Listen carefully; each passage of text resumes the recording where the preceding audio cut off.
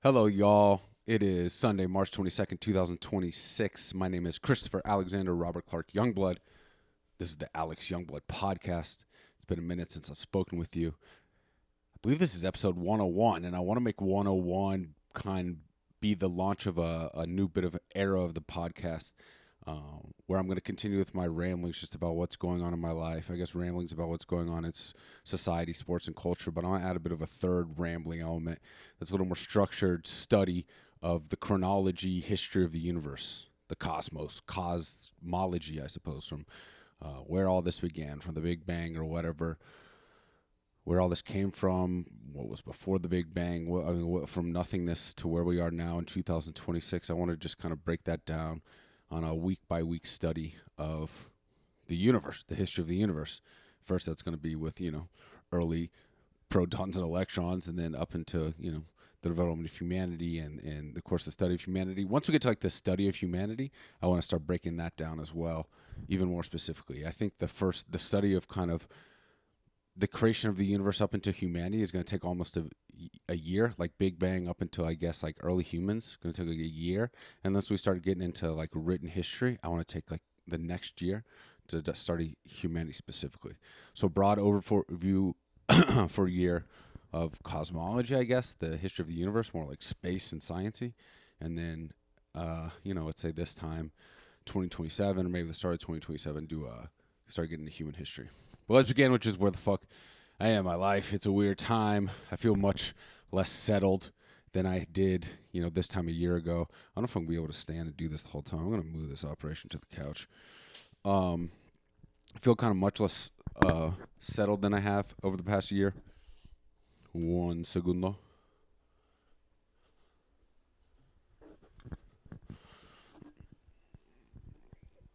Let me see if I can close this so I don't have the AC blasting outside.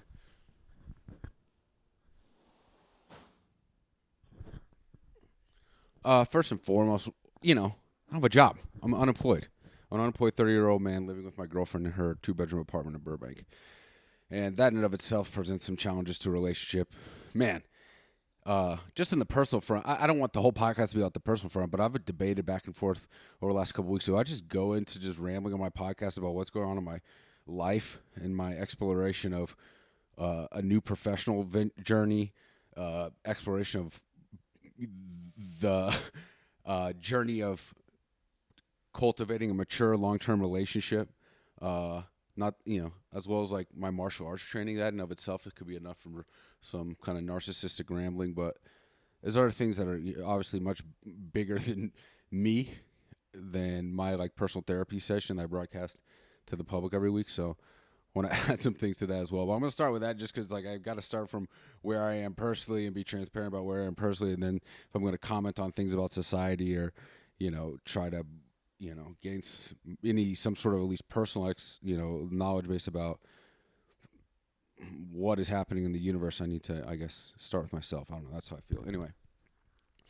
So I've been living in Burbank in January, I left JoJo and Yemi and that job in Portland and went to Hawaii with my girlfriend. And after that, we decided to move in together. Very long story short, in Burbank. And so we've been living together since, I guess you could say, February. This is now we've been living together now 2 months. I think I came back actually on February 22nd. No, excuse me, January 22nd.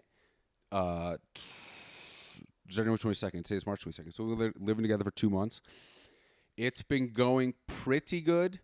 I love her very much. It's the most confident I've ever been in a relationship, but I've also never lived with anyone before. Also have a job. Also, we've had some, it's been real. The relationship has been very real over the past couple months. And, that's forced us to confront some very, very real long-term conversations and actions. And it's been, a bit of a roller coaster ride, but overall it's been great.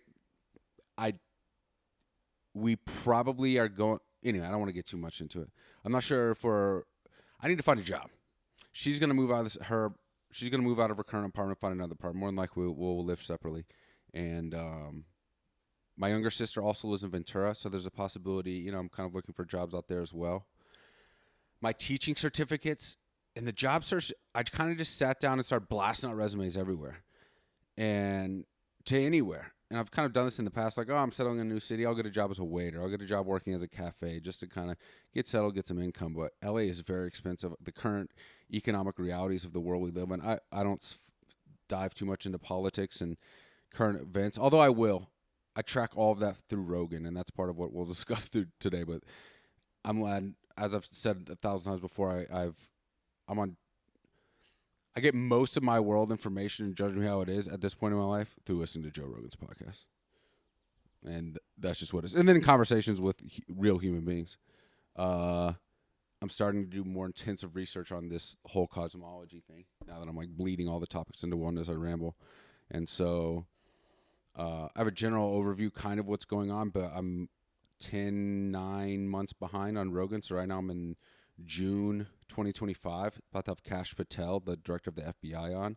I remember when this podcast came out because it was JoJo's last day of school last year, and they had like a party at the park, and I was with Lucas, her dad, and he was telling me, dude, did you see Kash Patel on Rogan? I think like something live during the podcast breaks about Elon Musk saying that Trump is on the Epstein files. Something along those lines. I was like, damn, I can't wait till I catch up. So I'm there, but then I got a whole another 9 months to catch up to like current day. I'm going to bleed into it all too. I know we're going to a war with I'll get into it. I'll get into my personal life. I need about a job. Anyway, I was saying I was just throwing out resumes everywhere, but that's not going to cut it, man. I can't be working for, it's crazy. I used to work for like $7 an hour when I was in high school and college. And now, like, minimum wage in LA is basically $20 an hour. Like, that is not going to cut it. $20 an hour is not going to cut it, while being an adult. I'm 38 years old, so I have, my girlfriend's 30, how old she is? She's about to be 32. We want to have, kids if things continue to go well sometime next year. So I got to get real income coming in. And I just got to be real about, like, my current market rate is in given my skill set and experience and certifications and credentials or whatever. And so it's like a special education teacher with a master's degree. So like high-end teacher money, which is like high-end nanny money, which we're talking like $35 to $50 an hour. Somewhere between, $60,000 and $100,000 a year right now. So most of I'm working at nanny jobs. It's been probably 2 concerted weeks of looking. We're now in like the interview stage where I'm interviewing with people and kind of getting offers, but the offers right now in like the $25 an hour range. That's just not going to cut it. Meanwhile, my teaching certificate's always an option to go back and just formally teach in the classroom, which quite frankly might be the best option because I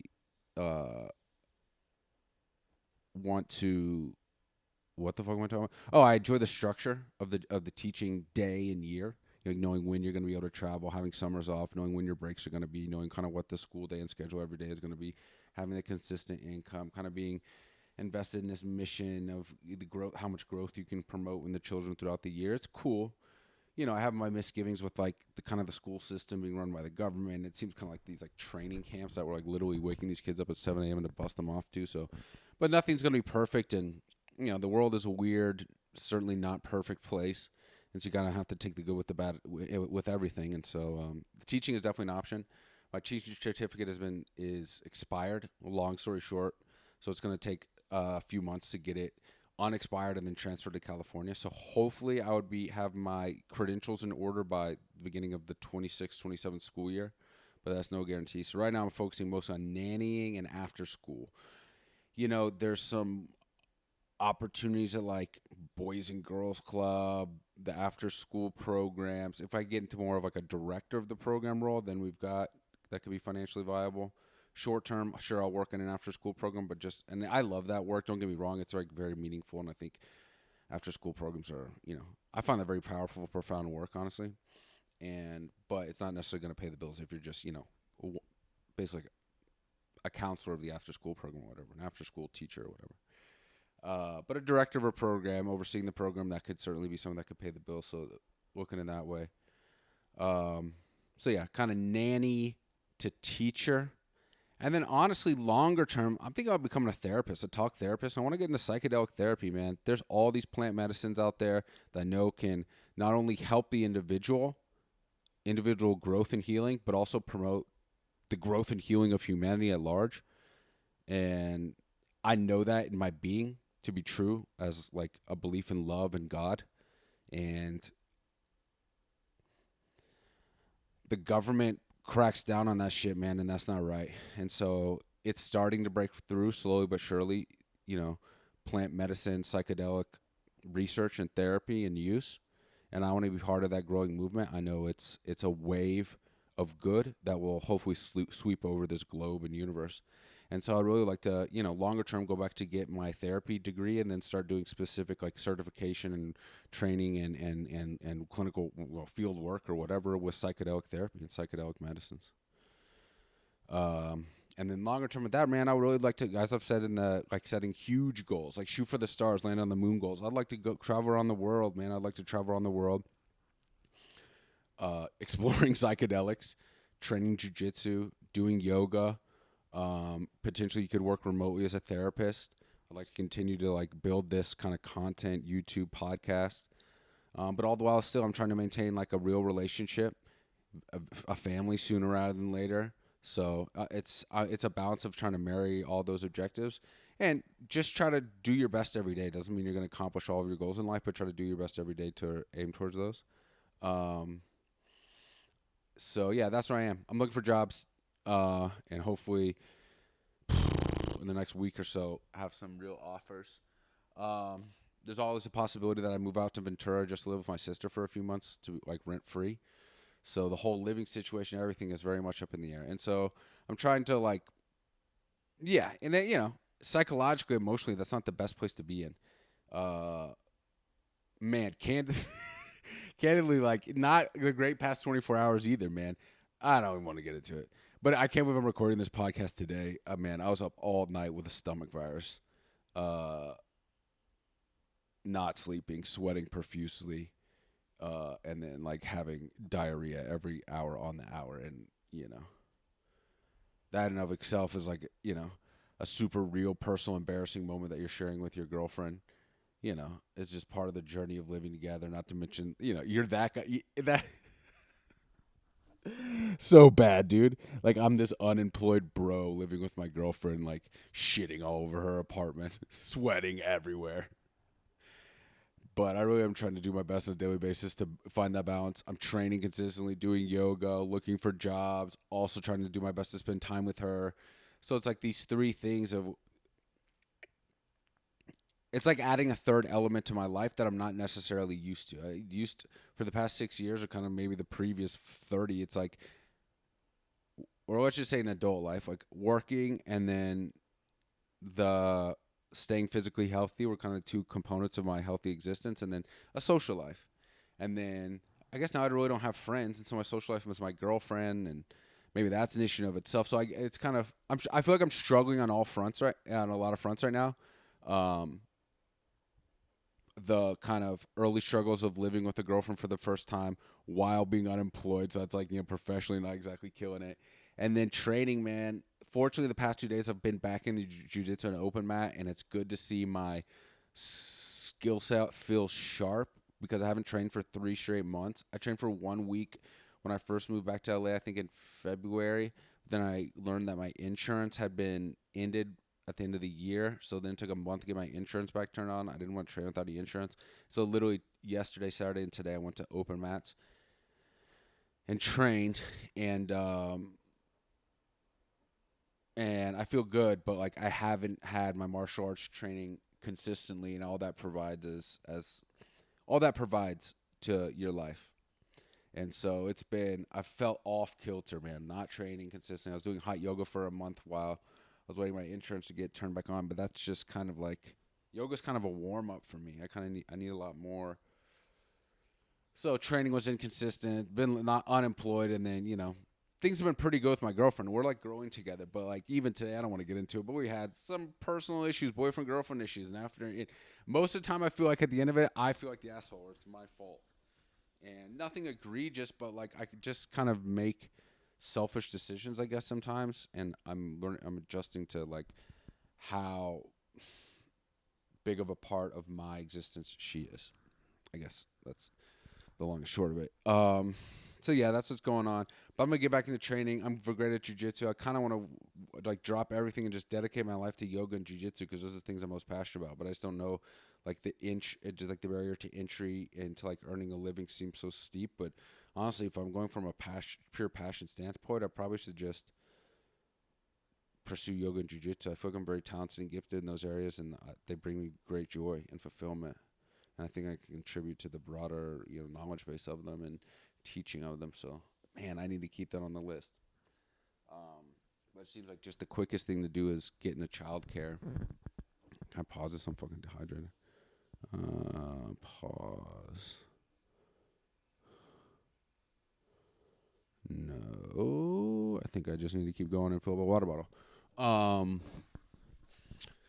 So yeah, that's it. Personal life, professional life, training. My goal, I haven't competed in a jiu-jitsu tournament in a long time, which is purely my fault. Actually, I might have a little bit of water here in the other room. I haven't competed in over a year. I haven't competed since, not coincidentally, since my girlfriend and I started dating a year ago. And hold on 1 second, drink some water.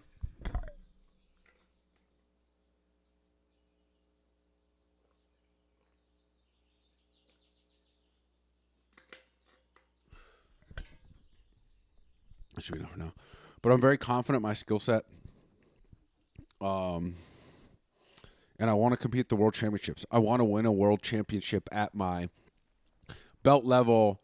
The tournaments is belt level, age level, and weight. So, at my level, at blue belt, whatever my age bracket is, 35 to 40. I'll go any weight, actually.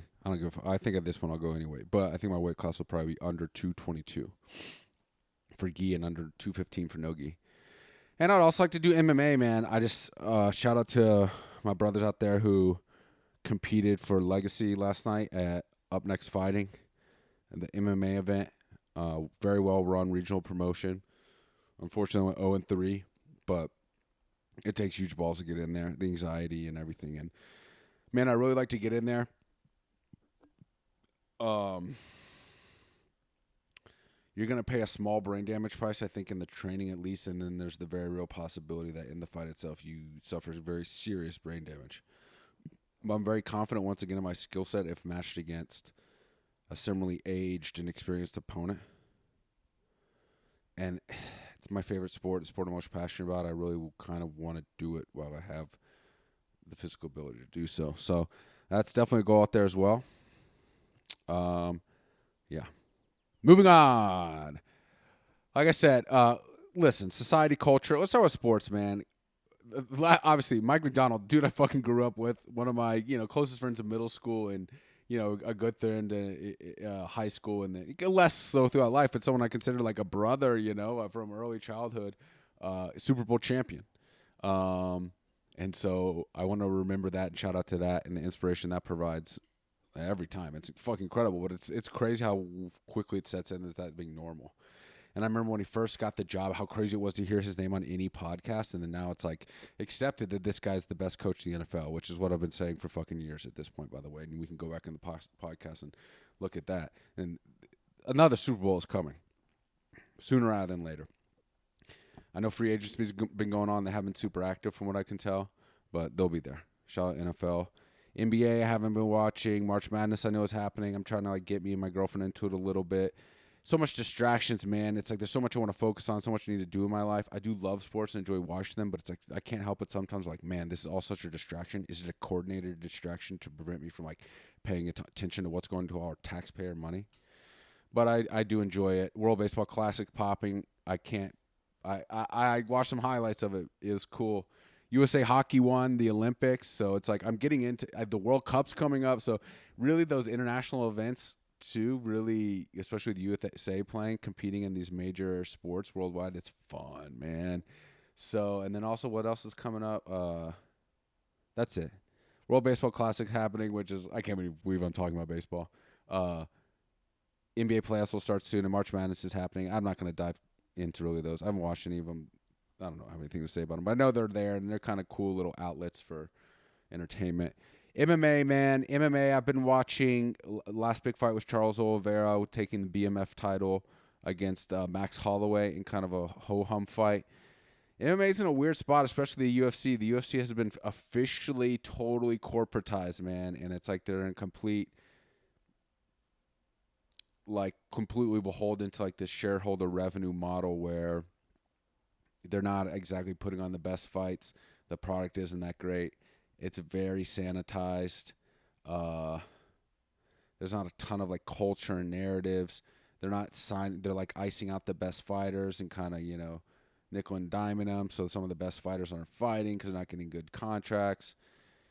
But that leaves an opening for Jake Paul and Most Valuable Promotions MVP and his partner Nikisa Badarian, former UFC executive, and these guys have been putting on boxing fights, particularly in the field of women's boxing, and now they're putting on an MMA fight. And I've been saying this too for a long time that like it'll be super tough to ever unseat the UFC, but you could have a rival MMA promotion that does put on big fights a few times a year with like disgruntled basically UFC stars. And so we've got coming up on May 16th at the Intuit Dome, Ronda Rousey versus Gina Carano, two of the greatest women's MMA stars of all time.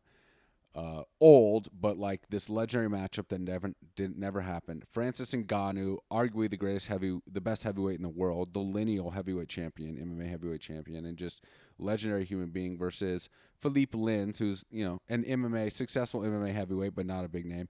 And I believe also Nate Diaz is supposed to be on that, or is that fake news? My girlfriend sent me something about that. Is it Nate Diaz versus Mike Perry is also on that, man? I want to go. That's sick. I really support Jake Paul. He's fucking incredibly hardworking and powerful human being, him and his brother, and everything they're doing to try to provide opportunities for fighters, I think is awesome because it's a monopoly in the MMA game, obviously with the UFC, and boxing has its own problems. So the more opportunities and promotions are for fighters, the better. So salute, shout out to Jake Paul and MVP.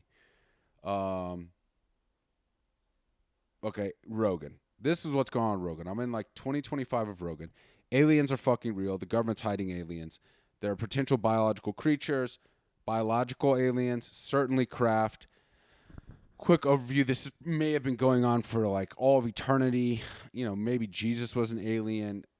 Perhaps, they may have been here long before us. Perhaps they've been living in the core of the universe or core of the earth or in the ocean since all of humanity has developed. Perhaps they preceded the dinosaurs. Who knows? Perhaps they only started showing up after the the invention of the nuclear bomb in like 1947, the Roswell crash. Maybe it's more of maybe they're here to protect us from ourselves after the advent of nuclear technology. That's when most of these things have started happening. Tons of sightings around nuclear bases around the world. Aliens have demonstrated their ability to like shut down our nuclear technology, activate our nuclear technology. Something is going on.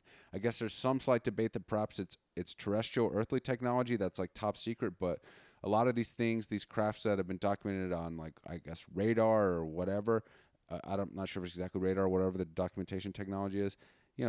These crafts are defying what is capable by known physics, and they may be what's it called like multi-terrainal or something. I forget the exact term is, but like being able to go from air into water, into space, all basically instantaneously. And the oceans are deeply unexplored. Perhaps these alien beings are living underneath the ocean. So I think that's the biggest takeaway from listening to Rogan most recently is like, dude, aliens are here. Other shit obviously is like government corruption, man. It's some of the dudes he's had on talking about like USAID and the amount of government corruption.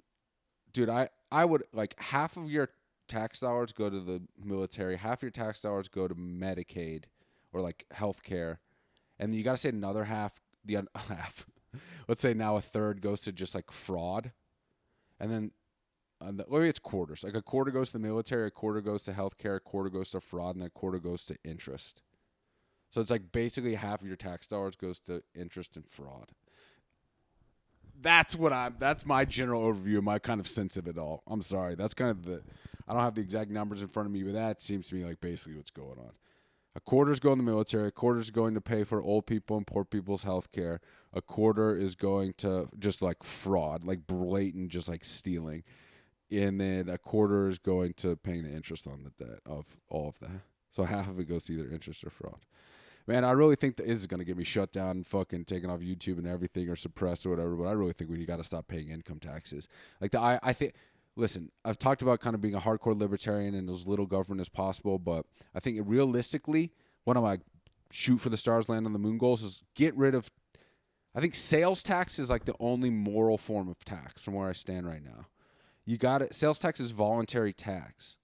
So the government needs to operate purely off sales tax at all levels, state, local, national, figured out, tax sales of goods and services, and like, do your best to make sure everything is being conducted in the above ground market, non-black market, legalize all drugs, tax all that, tax everything at like 10%, and that's your money, man.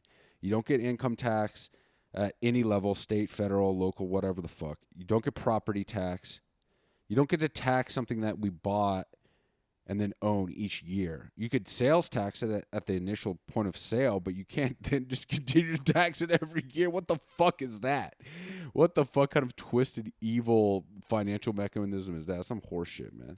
So I think if we just minimize the tax burden, then government will be forced to only provide essential services. And that's kind of the only way I see how it works. Then we got like roads, police, emergency services, I don't know, maybe some environmental protection, and like that's it, man. Like what the fuck? National defense, not offense. Which means I guess we're going to a war with Iran. I'm not up to date with like modern. Once again, I'm listening to Rogan from early last summer right now. But I guess we're going to war with Iran, man. Dude, this has all been planned out. This isn't like a Trump thing necessarily. All this has been, the military industrial complex runs the government basically in a lot of ways, at least the half of it, let's say. And so these things, the momentum of like toppling nation states and like the broad U.S. foreign policy plan survives beyond presidents. Like presidents are like substitute teachers that are like sitting in they're like substitute teachers, right? They're going to be gone. And the machine is going to keep churning without them. And so these plans to topple Syria, Iraq, Libya, Somalia, these things have been planned out for decades.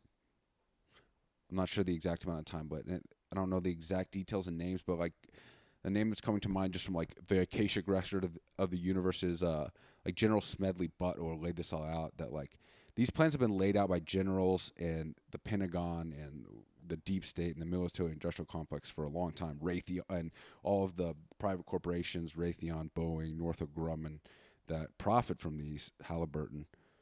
So, mega defense contractor corporations are in bed with, members of the United States military that aren't elected and will be there for their entire careers, decades. And these plans have been laid out. And so I think the whole taking down Iran happens regardless of Trump or Biden, and it's going to happen. I don't know the details of what's going on. I guess I'd rather, the kind of general thing is always like, oh, I guess I'd rather another United States and another Iran in the Middle East. But it's like ultimately what ends up happening is there's just so much blowback from the shit. We end up losing these wars. You just increase the amount of terrorism and resentment towards the United States and the region. And it's like ultimately just perpetuates violence and war forever, which may ultimately be the goal. The goal may just to be cause constant chaos and war in that region, because then it's just like this playground for defense contractors and the government to just fulfill their like desires as, I don't know, kind of not, I don't want to say evil, but as human beings. Like if you're a career military person, you want to go to war, and so you have this region of the world where you get to go to war. And if you're a military contractor who wants to make a fuck ton of money, or a politician that wants to get a cutback from approving these sorts of opportunities, it's just a great way to make a fuck ton of money, because weapons and planes and all that shit are expensive, and rebuilding all that shit is expensive. So I don't know, man. It just seems like a giant business. I don't think there's like an end to promote like peace. Unfortunately, it sounds super nihilistic or whatever, but I think my tax plan is a good potential solution. Only sales tax, man. You wouldn't have fucking all this money for this shit. So yeah, that's what's popping. What else from Rogan? Stay healthy. The pharmaceutical companies and like traditional medicine does not have your best interest. You just got to eat healthy and exercise, y'all, and go the sauna, sweat. Another lesson from Rogan. All right, cosmology, real quick. All right, so this is my first foray into the study of cosmology. I'm going to get rid of this old video. Got a bunch of tabs open here. I'm going to need notes in order to do this. Let's see, we're 30 minutes in. Nice. So let's see, actually. So I did my job, relationship, my martial arts training. I want to compete in the World Championships. I believe it's in August. I believe the World Championships for IBJJF are in August, and I want to win a World Championship, so that's a goal. I need to sign up for that, and then potentially do an MMA fight. And Jake Paul, I just talked about how much I love and respect you, but I also want to fight you in an MMA fight. That could potentially I know I could beat Jake Paul in an MMA fight, and let's make that happen. And it'd be cool to make like $1 million off that and actually make like serious money. And I know I could do it. And I think my personality would suit the promotion and the build-up and everything. And I would respect that guy. I think he's doing great work, seriously. All right, cosmology. Bros, here's how the universe began. So this is just all basic, like science, right? I guess like Newtonian, Einstein, fucking science, like the traditional science. So I don't know. Maybe it's all bullshit. Maybe it's all a fucking giant lie, and the Earth is flat, or maybe it's all God created the Earth in 7 days. I don't know, but this seems to be the generally accepted science, so I'm going to go with that. I would love to start reading the Bible, especially after I get up to that point in the study of history. That'll probably like a year and a half from now to when the Bible is written. I'd love to sit down and read the Bible and break that down week by week, all of the major religious texts, and break them down week by week. And I'm down to potentially start getting religious because I'm struggling out here to be a good human being on all levels. So I could use some help from the Lord. Anyway, this is what I know about like how we got here. I guess at some point there was nothing. Nothing. I don't know what that means. Nothing. There's like no before at that point. Nothing. And then what we're referring to as the Big Bang occurs. But it's much less, not like an explosion, but more of this kind of instantaneous creation and expansion of space. And all this occurred at 13.8 billion years ago. I think exactly like 13.787 or something. And perhaps that number changes. I think we've got a James Webb telescope out there.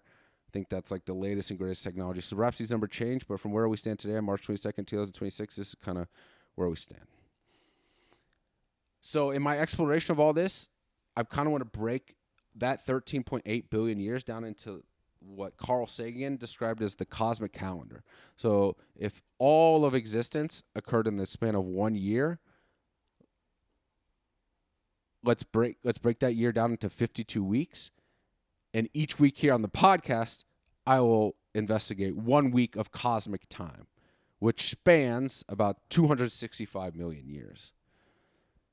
So each week on the podcast, I'm going to investigate a 265 million year window of time.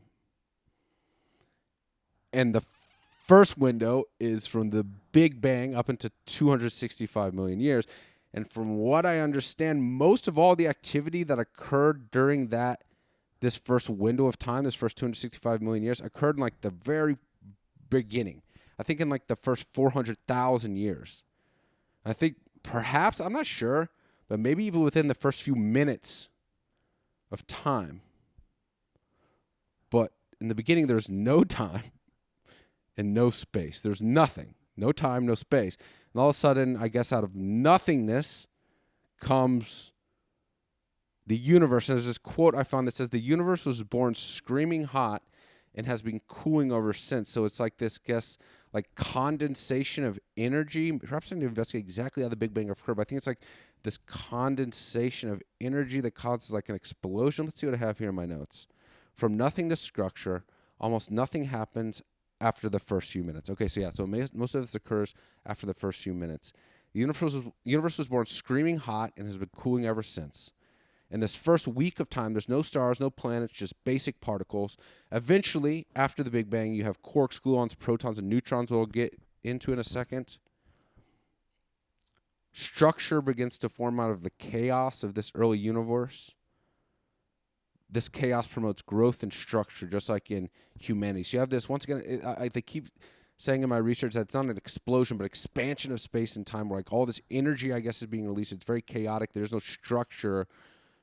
Everything is kind of microscopic boom up, but not like microscopic expansion of heat, like infinitely heat. What does it say?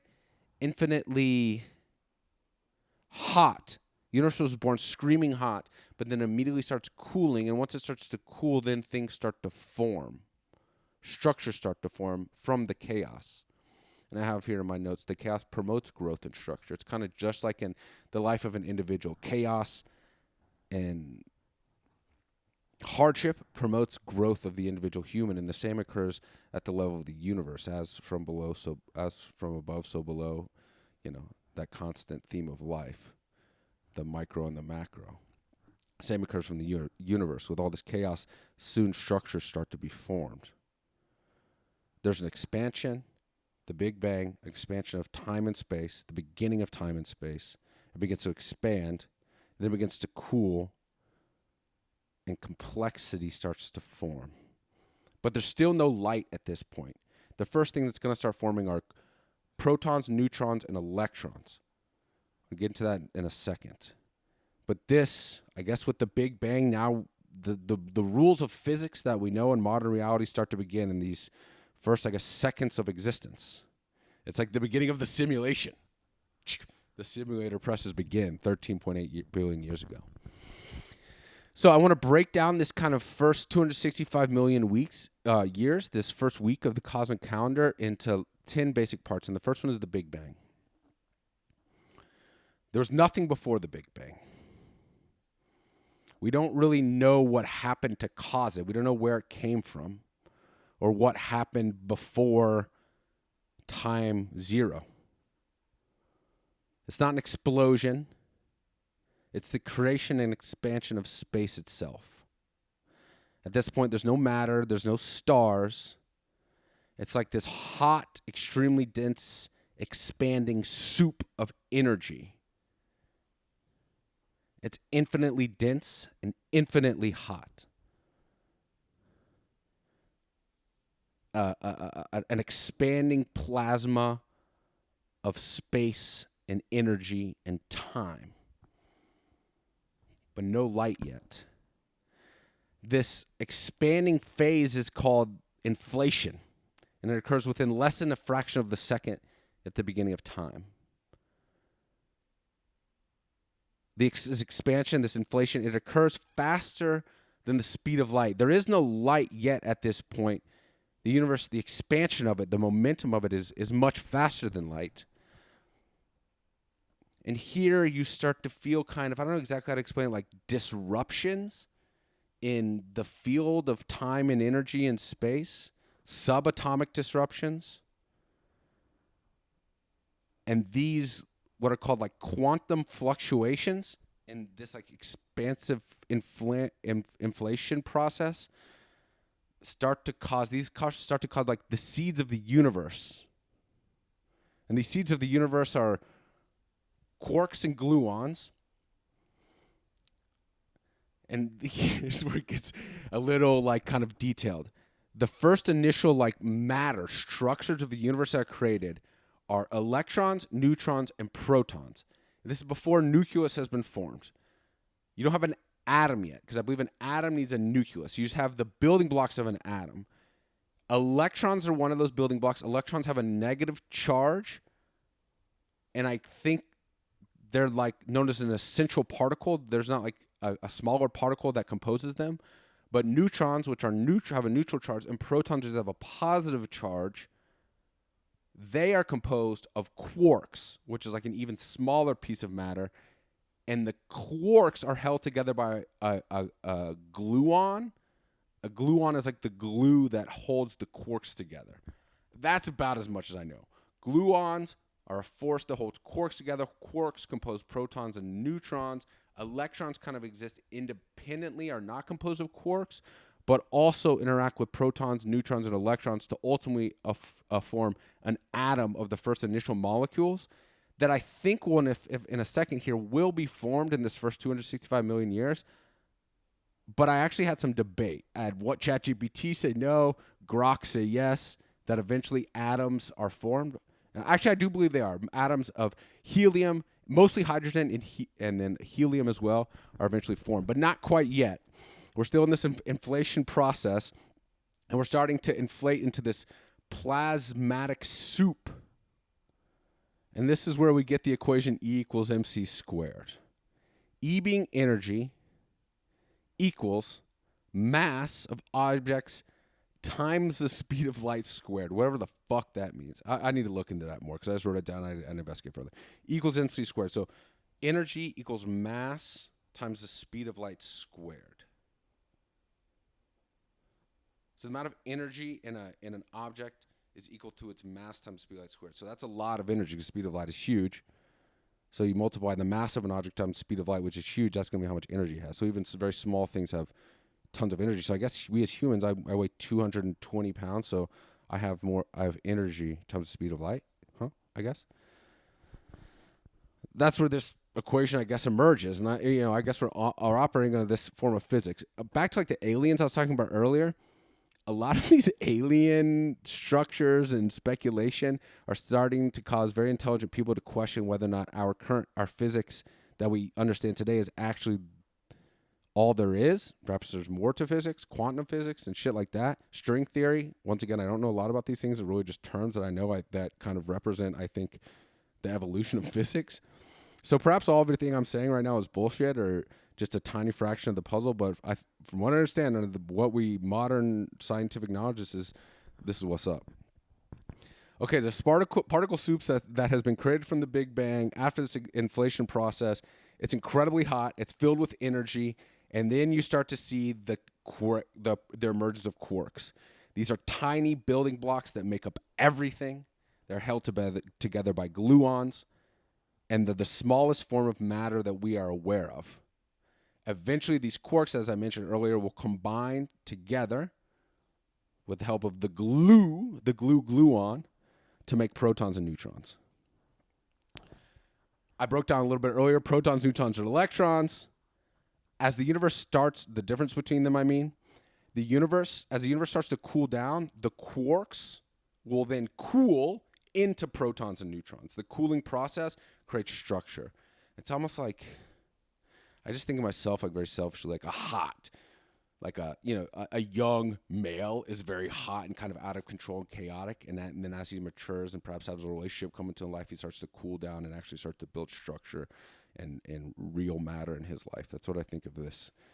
That's how I think of when I'm like comparing the infinitely small to the broader human, and then even farther out to the universe. I think the same processes are occurring within and without at all levels.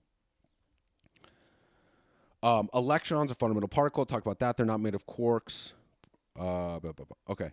Still at this point, though, we just have protons, neutrons, and electrons. Protons and neutrons composed of quarks held together by gluons, but we don't have atoms, and we still do not have light. We now enter a phase called the opaque universe. The opaque universe is extremely dense. The universe basically at this point is like this growing fog of electrons, neutrons, and protons. Light starts to exist, but it's like trapped inside. It can't be free. Much like a human being trapped inside, it can't be free. It can't be itself. So light is starting to emerge, but it's not light as we know it blasting throughout the universe. Then occurs a process called recombination. This is when the elements of hydrogen begin to form, helium, and a little bit of lithium.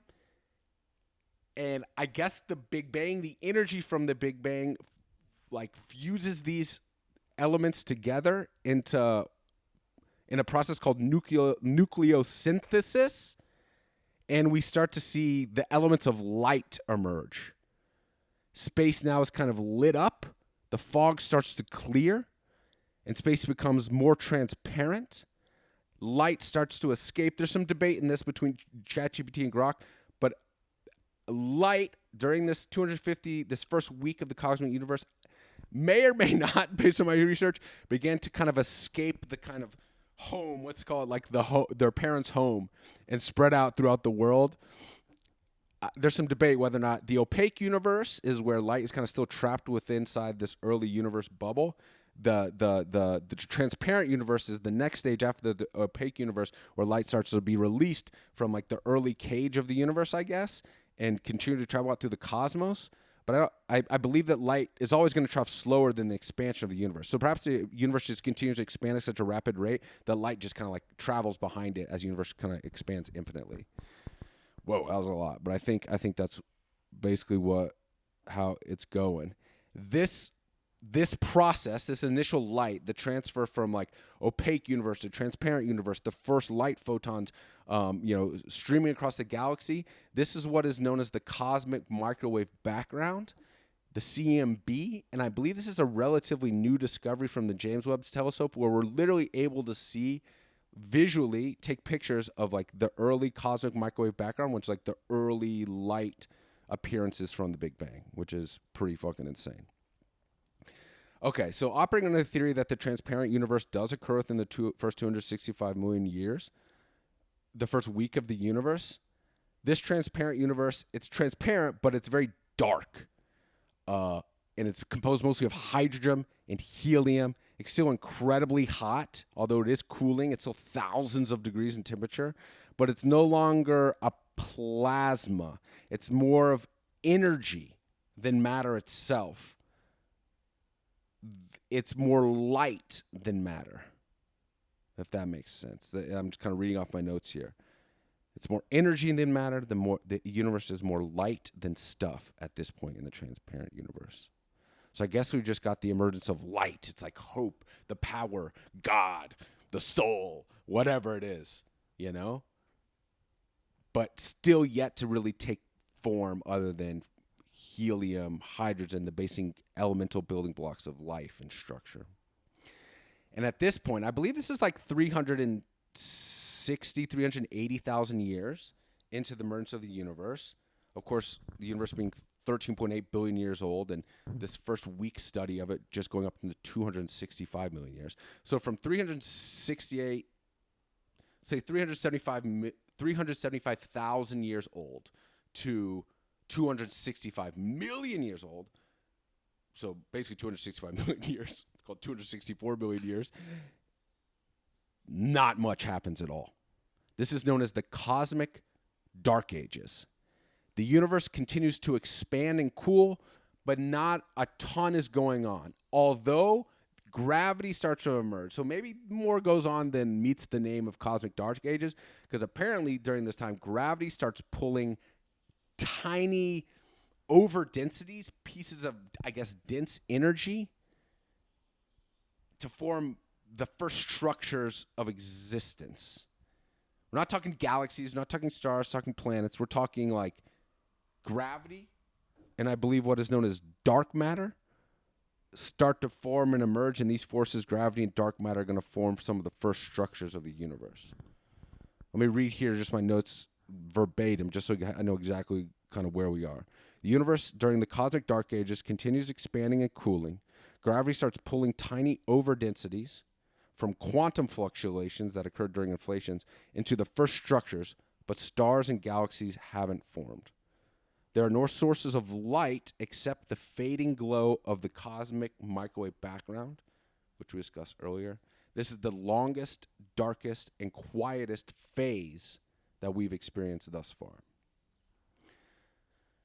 During this time, however, dark matter emerges, gravity emerges, whatever the fuck those things are. Gravity, I guess we know, is like a universal acting force on matter. And dark matter, I believe, are kind of like these clouds that float throughout the universe that eventually are kind of like the building blocks of structure. So maybe dark matter, I think dark matter are like these floating clouds of like potentiality, of like matter, of elements, protons, neutrons, electrons. And I think gravity acts on that dark matter to form structures in the universe. So dark matter starts to take control. Before this kind of energy, this expansion of the universe is kind of dominating over like the actual formation of matter. It's like potentiality is dominating rather than the actual manifestation of actual structures. Kind of like how I feel like I've been my whole life. I've a lot of potential and energy, but I'm not necessarily producing all that much tangible stuff. Well, I guess as dark matter starts to take control, actual things start to form.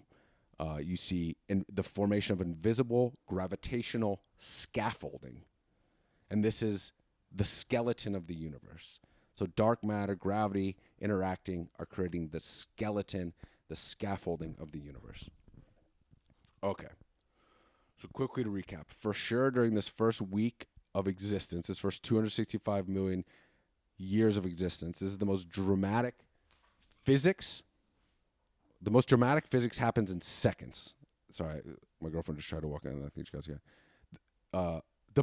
So the most dramatic aspect of all of this, the most that happens in this first 265 million years occurs in just the first few seconds after the Big Bang.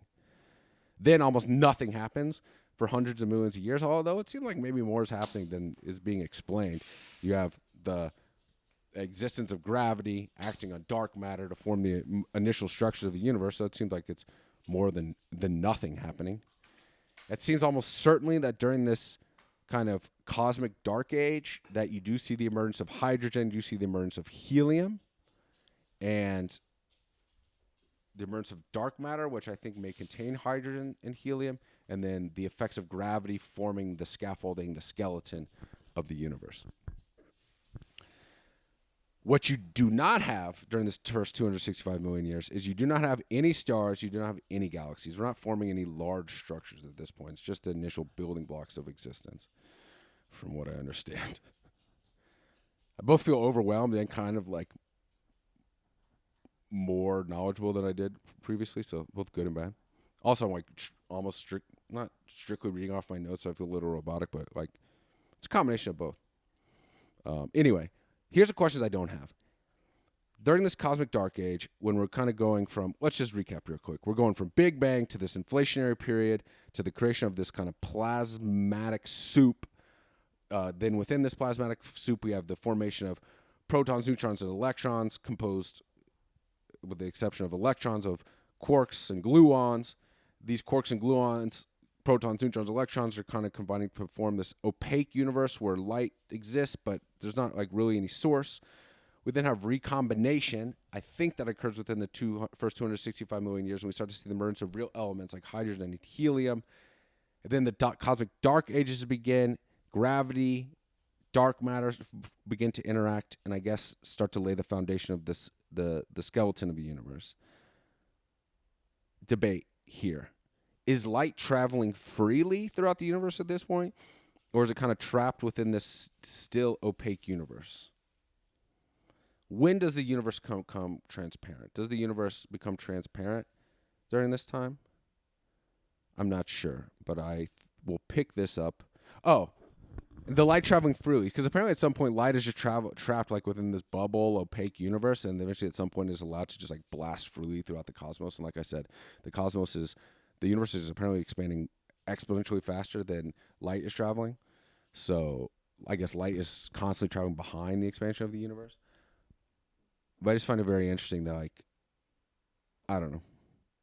I'm constantly looking for the parallels between subatomic structures, early formation of the universe, how that mirrors like human behavior, human interaction, human development, and then how that mirrors even more broadly like universal development, formation of galaxies, planets, et cetera, et cetera. But it's like human beings need to be all of these things that are required for the formation of the earliest structures of the universe. You need energy, you need space, you need chaos, you need time, but then you need also the counteracting cooling effect. You need gravity kind of holding you down into place. But you also need freedom to like grow and expand yourself. So those same principles that are necessary of physics, that are necessary for the formation of early structure of the universe, I think also are necessary for human beings. You need energy, you need time, but you also need chaos and struggle. But you can't just have that. You need forces in your life that like cool you down, that kind of hold you down or ground you like gravity. And then whatever this dark matter is, I guess dark matter being like, you know, the access to the elements to build a good life. It's kind of dark matter. So anyway, that's cool.